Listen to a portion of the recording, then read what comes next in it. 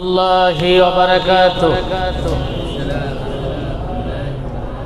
نحمده ونستعينه ونستغفره ونعوذ بالله من شرور أنفسنا ومن سيئات أعمالنا من يهد الله فلا مضل له ومن يضلله فلا هادي له ونشهد أن لا إله إلا الله وحده لا شريك له وأشهد أن محمدا عبده ورسوله أعوذ بالله من الشيطان الرجيم بسم الله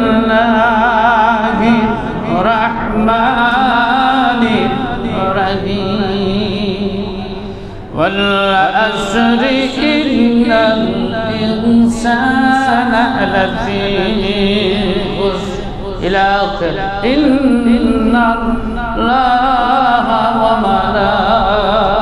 وملائكته يصلون على النبي يا أيها الذين آمنوا صلوا عليه وسلموا تسليما اللهم سيدنا مولانا محمد وعلى آل سيدنا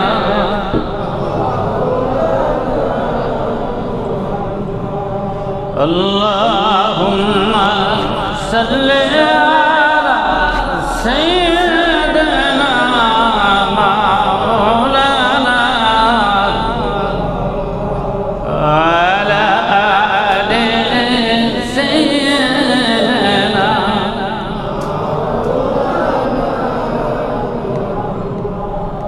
কোথায় আবু বকর কোথায় ওমর কোথায় ওসমান আলী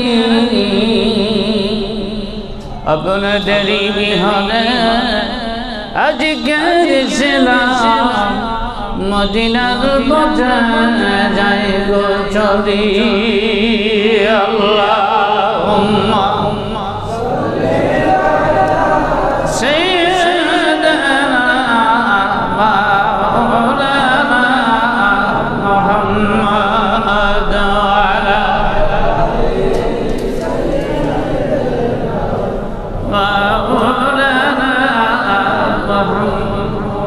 بلغ العلا بكماله كشف الدجى بجماله حسنت جميع خصاله صلوا عليه وآله نحمده ونصلي على رسوله الكريم أما بعد সম্মানিত মুতাওয়াল্লি সাহেব সম্মানিত মুসল্লিয়ানে কিরাম মহা মনিবের দরবারে লাখ কোটি শুকর গুজার করছে যিনি আমাদেরকে পবিত্র শাবানের চাঁদে মসজিদে আসার জন্য আল্লাহ তাআলা তৌফিক দান করেছেন আলহামদুলিল্লাহ আমাদের মতো কত মানুষ সুস্থ কিন্তু মসজিদে আসতে পারে না অর্থাৎ ইচ্ছা করে মসজিদে আসে না আবার আমাদের মতো কত মানুষ যারা অসুস্থ ইচ্ছা আছে মসজিদে আসার কিন্তু শারীরিক শক্তি নেই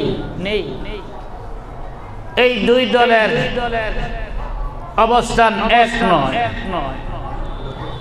যারা মসজিদে উপস্থিত হতে পেরেছে তারা প্রথম শ্রেণীর ঈমানদার আল্লাহু আকবার বলুন আরেক দল অসুস্থ মসজিদে আসার ইচ্ছা আছে কিন্তু মসজিদে আসতে পারে নাই, তারাও বিপদগ্রস্ত না, আল্লাহ তাদের মাফ করে দেন। কিন্তু যারা শক্তি আছে, শারীরিক সুস্থতা আছে, মসজিদে আসার মতো সুযোগ আছে, কিন্তু মসজিদে আসে নাই, এদের অবস্থা কি? এদের অবস্থা হলো অবশ্যই তারা গুনাহগার, অবশ্যই তারা অপরাধী। আল্লাহ তাআলা সময়ের কসম করে বলেছেন, যার কোনো কসমের প্রয়োজন হয় না। আল্লাহ তাআলার কি কসমের কোনো প্রয়োজন আছে? তারপরেও তিনি, সময়টা একটা গুরুত্বপূর্ণ জিনিস। যে কোনো মানুষ যদি কোনো কাজকর্ম থাকে, আপনি তাকে আপ্যায়ন করতে চাইলেও সে বলবে যে আমার এখন সময় নাই। সাংবাদিক সাহেব কি নাই? সময় নাই, সময় নাই। আরে ভাই একটু খালি চাটা পান করে দেন, ভাই আমার সময় নাই, আল্লাহ বাঁচাইলে আরেকদিন খাবো। তাইলে সময়টার কি অনেক মূল্য, সময়টার অনেক মূল্য। আল্লাহ তাআলা এই সময়ের যে এত মূল্য, এইটার কসম খাইয়া আল্লাহ তাআলা মানুষদের বোঝাইছে যে সময়ের অনেক বেশি মূল্য। কত মূল্য?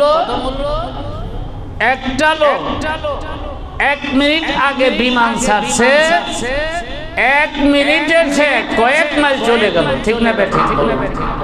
1 মিনিট আগে প্রাইভেট গাড়ি স্টার্ট দিছে, গাড়িটা 80 কিলোমিটার চলছে, সে 1 কিলোর বেশি চলে গেল 1 মিনিট পরে, ঠিক না বেঠিক? তাহলে এই সময়ের এত বেশি গুরুত্ব দিয়ে আল্লাহ তাআলা বলেছেন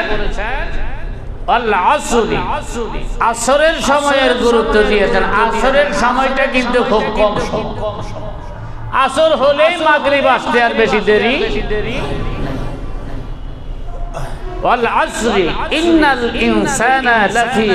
আল্লাহ তাআলা বলেছেন নিশ্চয়ই মানুষ ক্ষতিগ্রস্ত। আমার আল্লাহর চেয়ে ভালো কেউ জানে পৃথিবীতে? সবাই কথা বলবেন, আল্লাহর চাইতে ভালো কেউ জানে? তাহলে যিনি আমাদেরকে তৈরি করেছেন, তিনি আমাদেরকে সতর্কবাণী দিয়েছেন। কি সতর্কবাণী? পৃথিবীর সব মানুষ ক্ষতিগ্রস্ত। এখানে ইমাম সাহেবও আছে, খতিব সাহেবও আছে, মুসল্লি সাহেবও আছে, রাষ্ট্রপতিও আছে, চৌকিদারও আছে, মিলের মালিকও আছে, মিলের দারোয়ানও আছে। আছে না নাই? সব মানুষ ক্ষতিগ্রস্ত। আল্লাহ তাআলা সঙ্গে সঙ্গে আবার বলেছে ইল্লাল্লাযীনা আমানু। সুবহানাল্লাহ বলুন। আল্লাহ তাআলা বলেছেন কেবল তারা ক্ষতিগ্রস্ত নয়, সুবহানাল্লাহ, যারা ঈমান এনেছে। সুবহানাল্লাহ। তাহলে আল্লাহর কাছে সবচেয়ে দামি দৌলতের নাম হলো ঈমান। সবাই বলুন, আল্লাহর কাছে সবচেয়ে দামি দৌলতের নাম হলো ঈমান। এই ঈমানের জন্য, এই ঈমানের দাওয়াতের জন্য আদম আলাইহিস সালাম মেহনত করেছেন। হযরত নূহ আলাইহিস সালাম 950 বছর এই ঈমানের দাওয়াত দিয়েছেন। সুবহানাল্লাহ। আমাদের আখিরি নবী রাহমাতুল লিল আলামিন নবুয়ত প্রাপ্ত 40 বছরে হওয়ার পর ইন্তেকাল পর্যন্ত তিনি নবুয়তের দাওয়াত দিয়েছেন, দ্বীনের দাওয়াত দিয়েছেন। আল্লাহু আকবার। যেই মানুষটা 40 বছর পর্যন্ত সবার কাছে আলামিন। সুবহানাল্লাহ বলুন। কত বছর পর্যন্ত? 40 বছর পর্যন্ত সবার কাছে আলামিন। আবু জাহেলের কাছেও ভালো, আবু লাহাবের কাছেও ভালো, উতবার কাছেও ভালো, সাইবার কাছেও ভালো, সমস্ত কাফেরদের কাছে ভালো। এর চাইতে ভালো কোনো মানুষ হয় না। কারণ হলো যিনি জন্মের পর থেকে জীবনে কোনোদিন একটা মিথ্যা শব্দ ব্যবহার করে নাই। সুবহানাল্লাহ। জীবনে কাউরে গালি দেয় নাই, জীবনে কাউরে কষ্ট দেয় নাই, জীবনে কারো সম্পদ আত্মসাৎ করে নাই, জীবনে কারো খারাপ চিন্তা করে নাই। তাহলে এর চাইতে ভালো মানুষ আল্লাহ পৃথিবীতে আর কাকে বানাইছে? তিনিই হলেন পৃথিবীর শ্রেষ্ঠ মানুষ, যিনি হলেন মুহাম্মদুর রাসূলুল্লাহ সাল্লাল্লাহু রাহমাতুল লিল আলামিন। যেদিন কালিমার দাওয়াত দেওয়ার দায়িত্ব পেয়েছেন, যেদিন কালিমার দাওয়াত দেওয়ার দায়িত্ব পেয়েছেন, সেদিন থেকে রাহমাতুল লিল আলামিনের বিরোধিতা করা শুরু করলো কাফের বেঈমানেরা। সুবহানাল্লাহ। আপনাদের কাছে ছোট্ট করে জিজ্ঞাসা করি, কোনো ভয় ভীতি রেখে বলেন না, সত্য কথা বলবেন। আমাদের দেশে মসজিদে তাবলীগের দাওয়াত দিতে যায়, মসজিদে তাবলীগের মেহমানরা যায়, আল্লাহর মেহমানরা বাংলাদেশের সব মসজিদে ঢুকতে দেয়? সত্য কথা বলেন, সব মসজিদে ঢুকতে দেয়? কিছু কিছু মসজিদের গেটের ওয়ালে লেখা সুন্দর করে, এখানে তাবলীগের কাজ করা যাবে। আমার কাছে দুঃখ লাগে, জমিন হলো আল্লাহ। আমার দিকে তাকান সবাই, জমিন হলো, জোরে বলেন, জমিন হলো আল্লাহ। আল্লাহর জমিনে তাবলীগের দাওয়াত দেওয়া যাবে না, দ্বীনের দাওয়াত দেওয়া যাবে না, কালিমার দাওয়াত দেওয়া যাবে না। এই আসপরটা তোমাকে কে দিয়েছে? পৃথিবীর সমস্ত মসজিদে কালিমার দাওয়াত দেওয়া যাবে, ঈমানের দাওয়াত দেওয়া যাবে। বাধা আসবে, এই বাধা অতিক্রম করে, নির্যাতন সহ্য করে যারা পাড়ি দিতে পেরেছে, দাওয়াতে যারা অধিষ্ঠিত রয়েছে, তারা হলো 1 নম্বরের ঈমানদার। আল্লাহু আকবার। কালিমার দাওয়াত দিতে হবে। আল্লাহ তাআলা কোরআনে বলেছে, বাল্লিগু আন্নী ওয়ালাউ আয়া। আমি আল্লাহর দেওয়া বিধান, তোমরা যা কিছু শিখেছো অপর ভাইকে তোমরা সেটা প্রচার করতে থাকো, দাওয়াত দিতে থাকো। এটা আমি আল্লাহ পাকের অর্ডার। সুবহানাল্লাহ, সুবহানাল্লাহ। এই পৃথিবী সবচেয়ে দামি মানুষ যিনি, তিনি নিজে কালিমার দাওয়াত দিয়েছেন। সুবহানাল্লাহ। তিনি কালিমার দাওয়াত দিতে যায় যত কষ্ট করেছেন, পৃথিবীর কোন মানুষ এত কষ্ট করে নাই। সুবহানাল্লাহ। আজও যাদের সুযোগ হয়, যারা মক্কা শরীফে যায়, সুযোগ পাইলে যারা তায়েফের মাঠে যাইতে পারে, এখনো তায়েফে গেলে তায়েফের মাটি থেকে, তায়েফ থেকে এখনো রাসূলের রক্তের গ্রাম পাওয়া যায়। সুবহানাল্লাহ। কত কষ্ট করেছেন। আল্লাহর নবী বলে, যায়েদ রে, আমার একটু পানির ব্যবস্থা করে দাও, কলিজা শুকিয়ে যাচ্ছে, শরীরের রক্ত শেষ হয়ে যাচ্ছে। আমি নবী পানির পিপাসায় কাতর হয়ে গেছি রে। হযরত যায়েদ বলে, রাসূলুল্লাহ, কোন পানি নাই, পানির ব্যবস্থা করতে পারি না। রহমতের নবী বলে, মহল্লায় মহল্লায় ঘুরে পড়ো, ঢুকে পড়ো, দেখো কেউ নেই আমার নামে একটু পানি দেয়। যেই পানিতে যায়, বাড়ির ভেতর থেকে আওয়াজ আসে, মুহাম্মদের নামের পানি আমাদের বাড়িতে নাই। আবার আরেকটা বাড়িতে যায়, ওই বাড়ি থেকে আওয়াজ আসে, কে রে তুমি? আমি যাই, কি জন্য এসেছো? রাহমাতুল্লিল আলামিন পানির পিপাসায় কাতর হয়ে আছে, একটু পানির জন্য এসেছি। আব্দুল্লাহর গোলাম মুহাম্মদের নামের পানি আমাদের বাড়িতে নাই। সারা টাইম ঘুরলো, কেউ এক ফুটা পানি দিল না। আল্লাহ নবী বলে, যায়েদ রে, কোন বাড়িতে ঢুকে পড়ো, দেখো কোনো বকরি আসেনি, দুম্বা আসেনি। বাড়ির মালিকের পারমিশন হলো, আমি মুহাম্মদের নামে আল্লাহ নিয়ে একটু দুধের ব্যবস্থা করে দেয়। একটা বাড়িতে প্রবেশ করলেন, বাড়ির ভেতর থেকে আওয়াজ আছে, আমাদের বাড়িওয়ালা সব উট, বকরি, দুম্বা মাঠে চড়াইতে নিয়ে গেছে, খাবার খাওয়াইতে নিয়ে গেছে।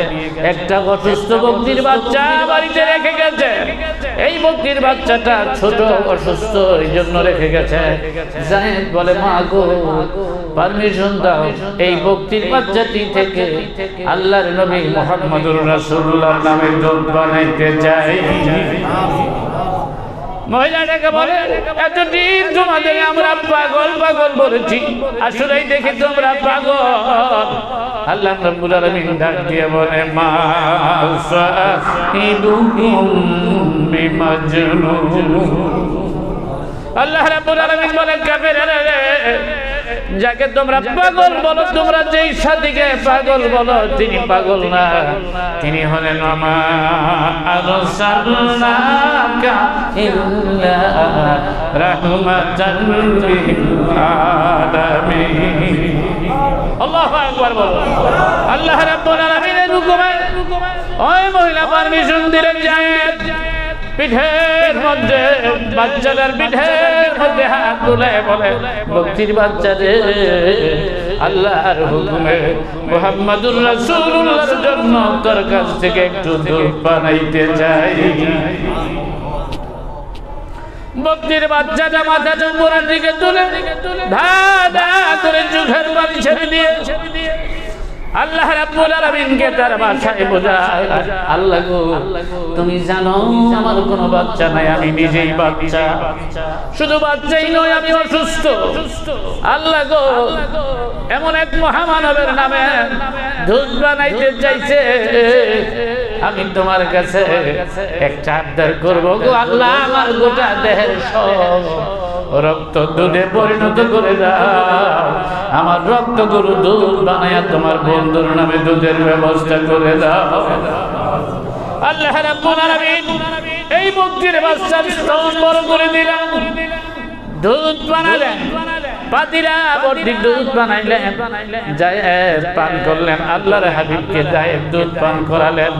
পাতিরার দিকে নজর করে দেখে যেই পরিমাণ দুধ বানাইছে এক ফোঁটা দুধ কমলো না।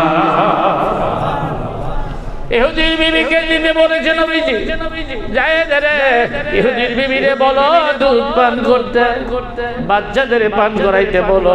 তার স্বামী মাঠ থেকে আসতে, ময়দান থেকে আসতে দুধ পান করাইতে বলবা। এবার ইহুদির বিবি জায়েদকে ডেকে বলে, জায়েদ রে যেই মানুষটির নামে আল্লাহ রাব্বুল আলামিন এই ছোট্ট অসুস্থ বক্তির বাচ্চা থেকে এই সুন্দর দুধের ব্যবস্থা করে দিতে পারলো, আমি বিশ্বাস করি তিনি আল্লাহর পয়গম্বর, কোনো সন্দেহ নাই। মানে পরে জায়েদ লা ইলাহা ইল্লাল্লাহ মুহাম্মাদুর রাসূলুল্লাহ সাল্লাল্লাহু আলাইহি ওয়াসাল্লাম।